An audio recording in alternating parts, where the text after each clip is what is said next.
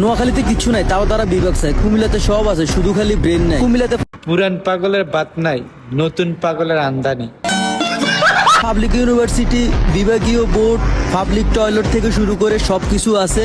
তারপরও আপু টিকটক আর দুঃখের বিষয়, একটা জেলাতে বিভাগ কেন হয় কুমিল্লার মানুষ হয়তো তা জানেই না। কুমিল্লা থেকে ঢাকা যদি যান 20 টাকার ভাড়া, ঢাকা একটা বিভাগ। কুমিল্লা থেকে চট্টগ্রাম যদি যান 50 টাকার ভাড়া, চট্টগ্রাম একটা বিভাগ। এখন কুমিল্লার মানুষ দাবি করে কুমিল্লাও একটা বিভাগ হবে। তাহলে আমার কথা হচ্ছে বাংলাদেশের 64 জেলা সব কয়টাকে বিভাগ করে দেওয়া হোক। একটা বিভাগ কেন হয়? সাধারণত কোনো জেলা যদি অর্থনৈতিকভাবে শিল্প কলকারখানার দিক থেকে এগিয়ে যেতে চায়, তখন তাদের প্রশাসনিক যে কার্যক্রমগুলো আছে সেগুলোকে আরো সচল করার জন্য, আরো ইজি করার জন্য একটা জেলার সাথে কয়েকটা জেলা নিয়ে বিভাগ তৈরি করা হয়। তাহলে আমরা বলতে চাই নোয়াখালী বিভাগটা শুধু আমাদের একার দাবি নয়, আমাদের পাশাপাশি ফেনী, লক্ষ্মীপুর সবার যৌক্তিক দাবি যে নোয়াখালীটা বিভাগ হোক। নোয়াখালী যদি বিভাগ হয় তাহলে ফেনী, লক্ষ্মীপুর, নোয়াখালীর মানুষগুলা অর্থনৈতিকভাবে, বাণিজ্যিকভাবে অনেক দূরে এগিয়ে যাবে।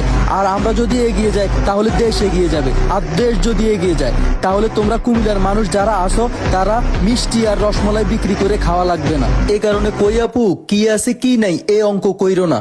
আমরা তুঙ্গ হিসাবের বাইরে, তুঙ্গ সূত্রে মিলবো না।